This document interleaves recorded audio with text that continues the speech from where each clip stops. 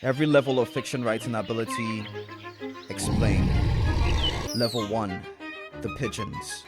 But before we take flight, we should talk about the elephant in the room.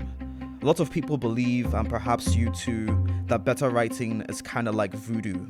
There is no such thing. There cannot be better writing, and so therefore there can be no better writer.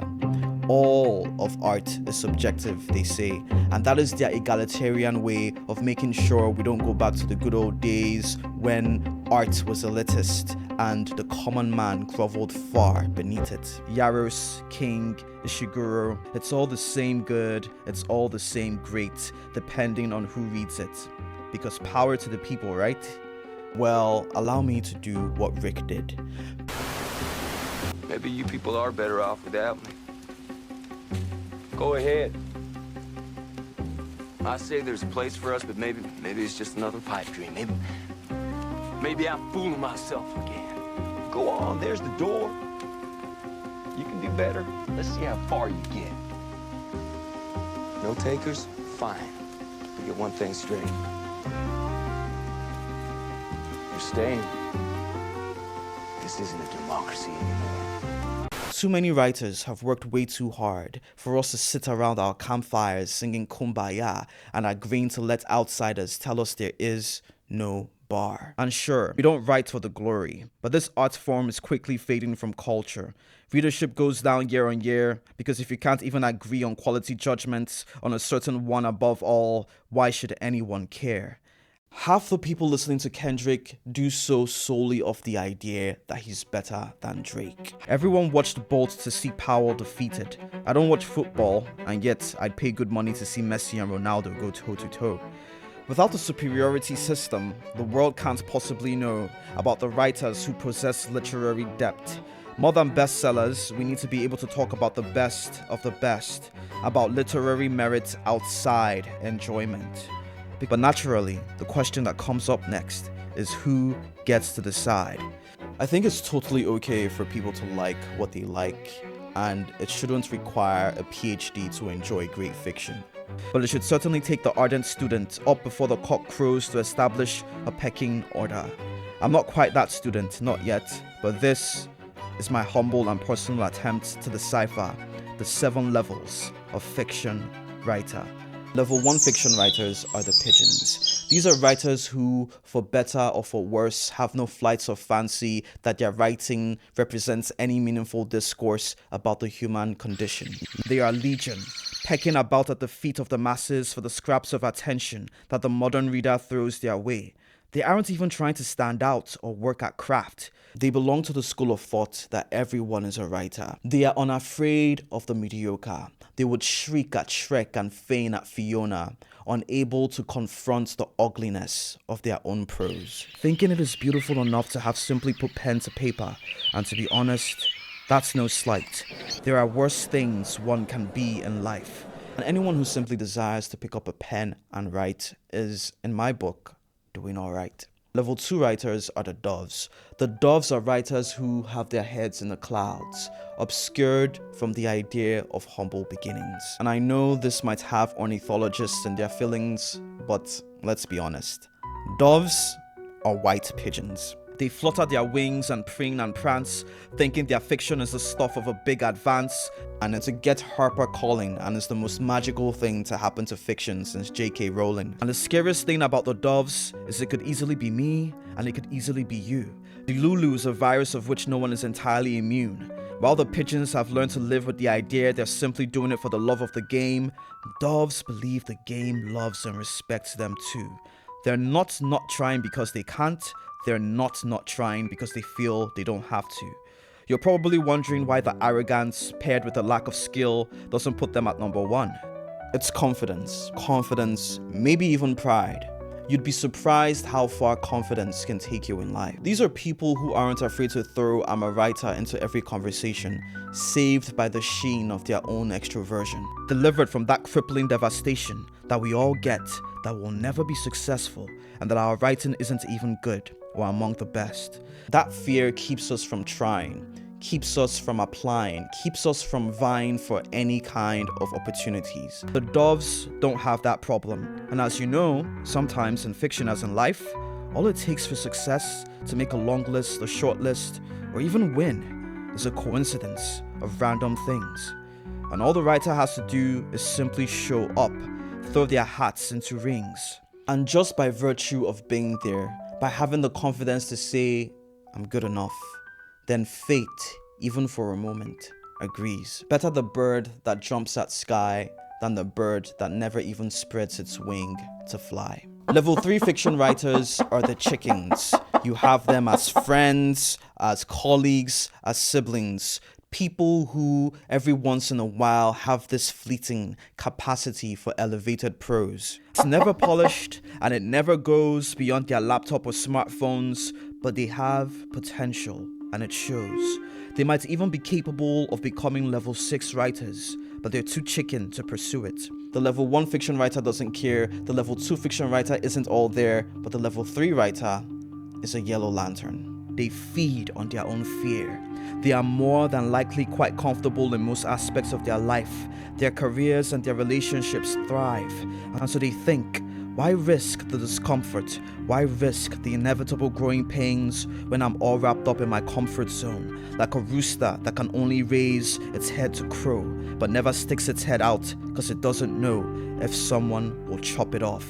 Level 3 writers are really good when they get going, until the going gets rough.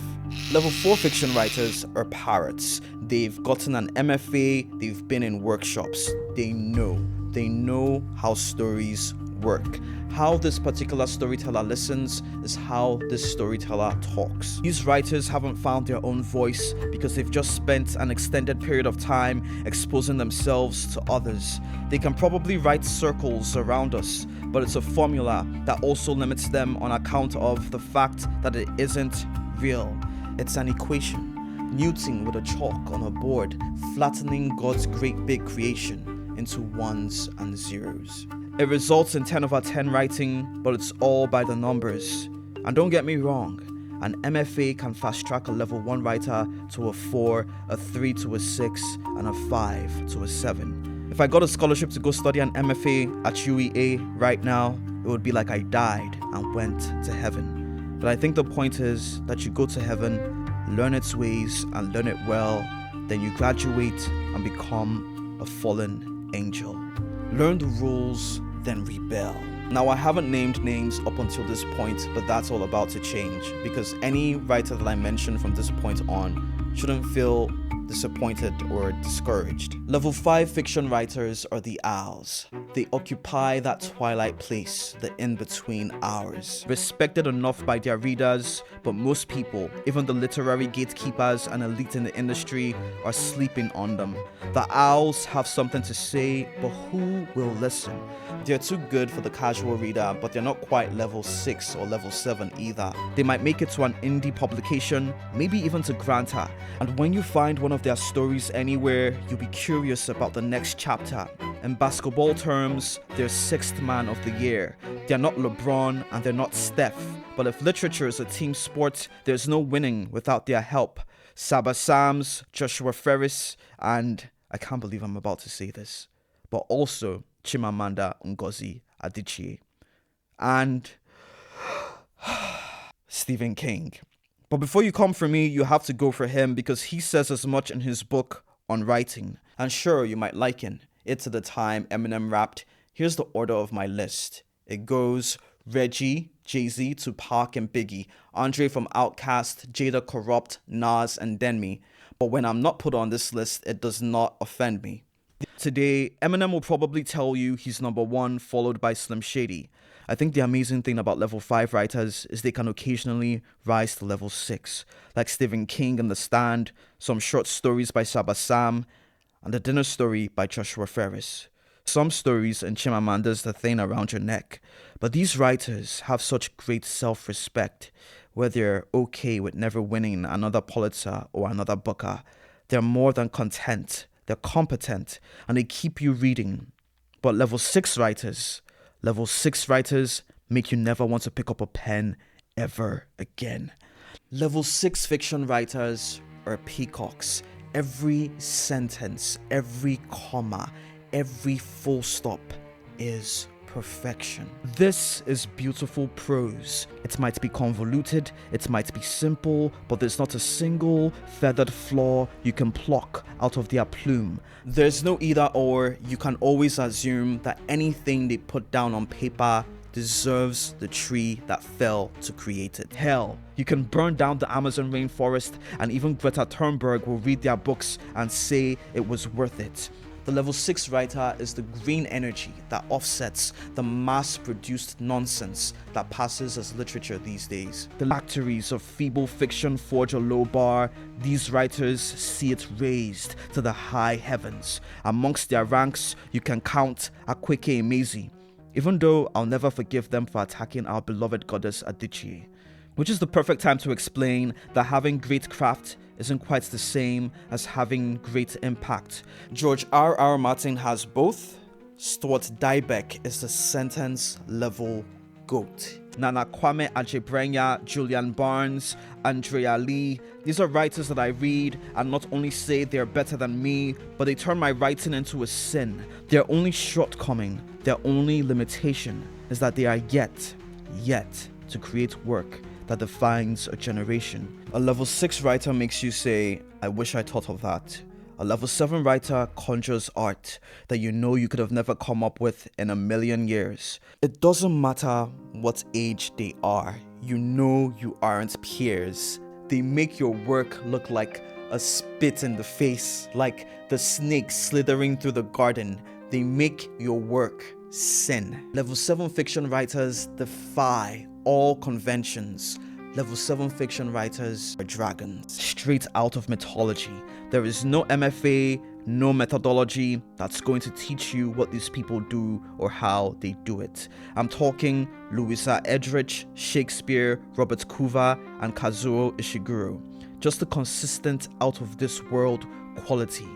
Do you ever go through these dry spells where you don't enjoy anything that you're reading?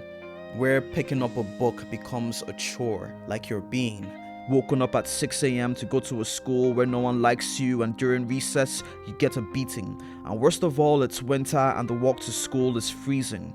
Well, these writers, these dragons, will set you on fire, reignite those passions. Suddenly you're sitting in front of class, raising your hands, finally able to answer the question, what is great art? This is it. It's magic. And let's not let the normies take that away from us. You can only recognize magic if you have it, even if it's just the tiniest drops. Pop heads don't let casual listeners judge hip-hop. Sneakerheads don't let just anyone sneak up and try to say these are the greatest Air Jordans of all time. We have to put our foot down on what is or isn't a Rolex. Say, not on my watch. We need just a smidgen of gatekeeping, or else the normies will do their TikTok dance into the compound and take a dump in our kitchen. And don't get me wrong, I feel that absolutely everyone should do more reading, but we have to make them want it. Great fiction is one of the great joys of life. We can't let the gateway drug become it, or else chickens and parrots will keep slaying dragons at the box office.